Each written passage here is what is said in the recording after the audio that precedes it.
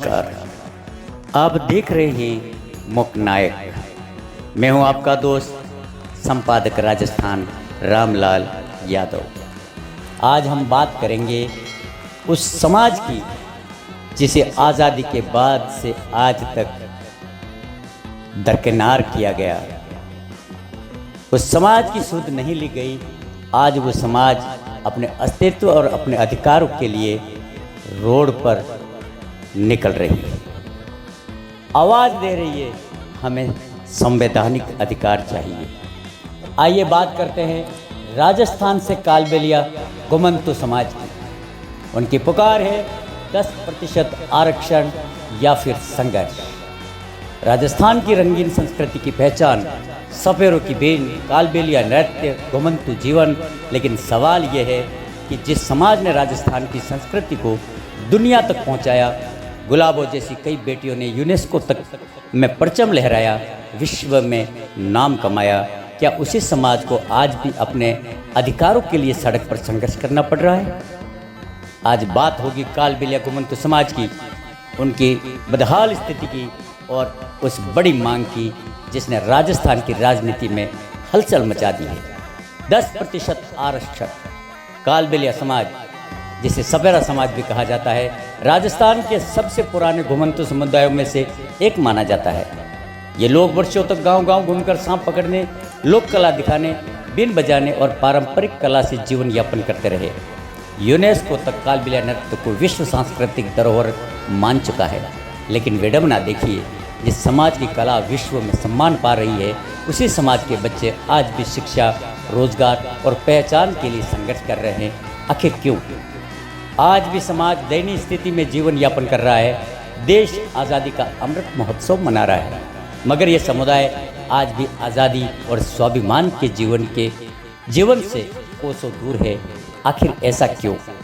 राजस्थान के कई जिलों, भीलवाड़ा, अजमेर, जोधपुर, जैसलमेर, नागौर, पाली और उदयपुर, बांसवाड़ा, डूंगरपुर सहित कई जिलों में रहने वाला कालबेलिया समाज आज भी मूलभूत सुविधाओं से वंचित बताया जाता है।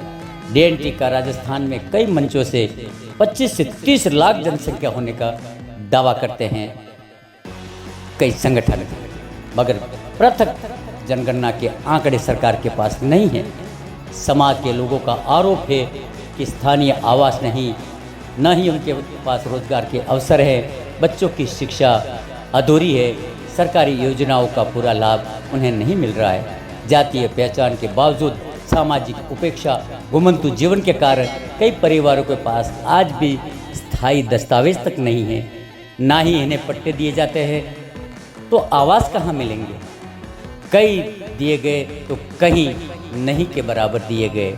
जैसलमेर में आयोजित सभा में राष्ट्रीय अध्यक्ष टीम लाल सिंह रायका, प्रदेशाध्यक्ष रतननाथ कालबेलिया और युवा प्रदेश अध्यक्ष भीलवाड़ा दिनेश नाथ सपेरा ने समाज की समस्याओं को जोरदार तरीके से उठाया और संघर्ष जारी है। उन्होंने कहा, हमारी संस्कृति का उपयोग तो हर मंच पर होता है, लेकिन समाज को अधिकार देने की बात आते ही सरकारें चुप हो जाती है। आखिर क्यों? घुमंतु समाज को शिक्षा, रोजगार और राजनीतिक प्रतिनिधित्व में विशेष अवसर दिए जाए। अब सबसे बड़ा मुद्दा 10% आरक्षण की मांग। समाज का कहना है कि वर्षों से सामाजिक और आर्थिक रूप से पिछड़े होने के बावजूद उन्हें बराबरी का अवसर नहीं मिला।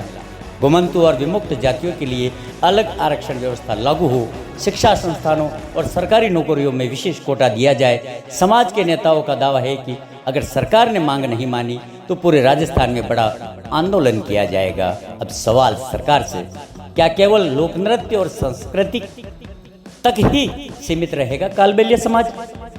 क्या घुमंतु समाज को मुख्य धारा में लाने के लिए ठोस नीति नहीं बनानी चाहिए? क्या 10% आरक्षण की मांग पर सरकार कोई निर्णय लेगी?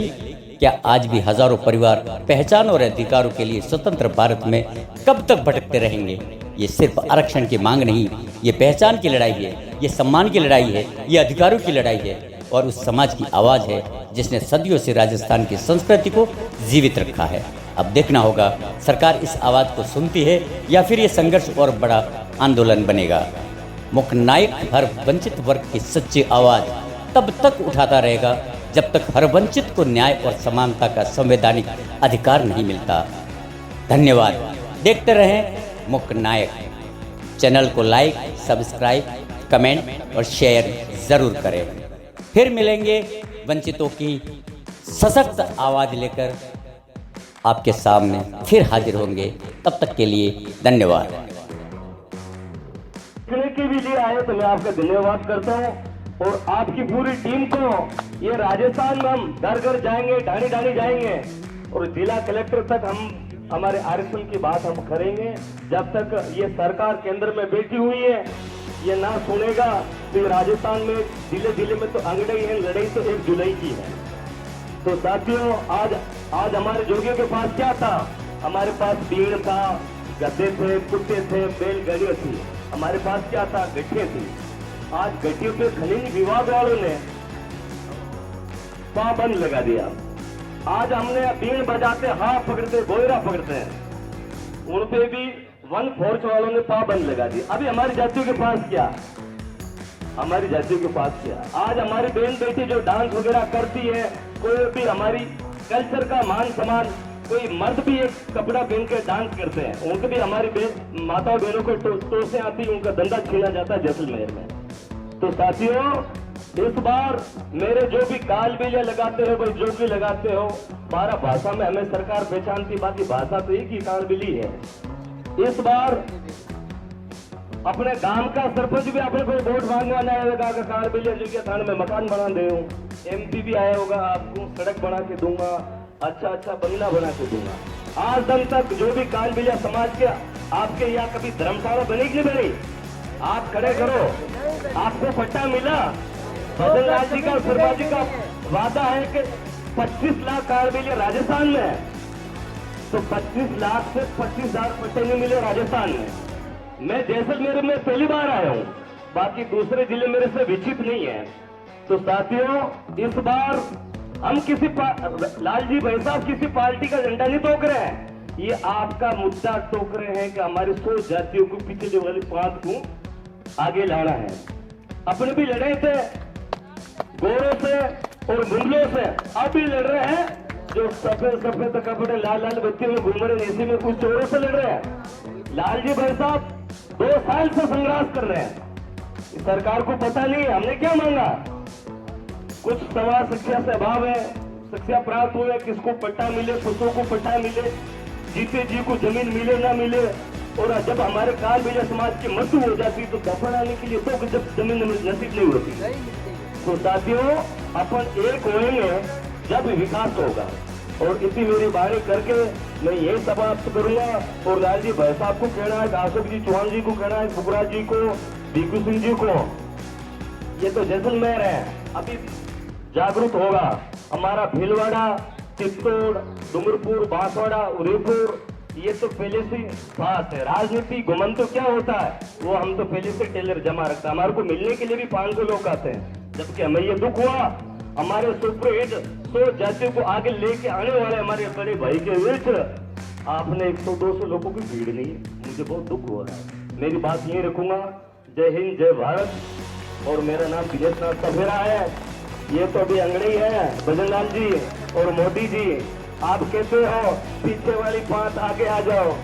अरे आपने अच्छे का लॉकडाउन लगा दिया, अच्छे की किडनियां चोर बना दिया। ये छोटी घुमंतु भी आती है, घुमंतु घूम के उनका बेरोजगार उनका जीवन चलाते हैं। किडनी चोर बनाते तो घूमने वालों को बनाते हैं, कोई नाचने वालों को बनाते हैं, कोई हाथ गोरे पकड़ने वालों को कोई धंधा करता है, उसके चोट लगती है। जबकि साथियों इस बार सारे अपनी सबकी जिम्मेदारी होती है, सबकी भागीदारी होती है लालजी भाई साहब का साथ देने की। अरे लालजी भाई साहब का क्या साथ है, ये तो 4 स्टेट के हेड थे, उनको त्याग पत्र दे के आपके लिए बीच आए। अपन को साथ देना चाहिए और अपन को भी चंदा करना चाहिए, अपन को भी चंदा करना चाहिए। 25 लाख काल के लिए 2 रुपये करेंगे तो कितना होता है, 50 लाख हो जाता है। तो साथियों मैं दोबारा अपील करता हूं और यहाँ के जिला अध्यक्ष को भी अपील करता हूं, हमारे लोगों को भी लाइन में जोड़े और हमारे समाज का भी जो चंदा होगा हम खड़े रह के दिलाएंगे। जय हिंद, जय भारत।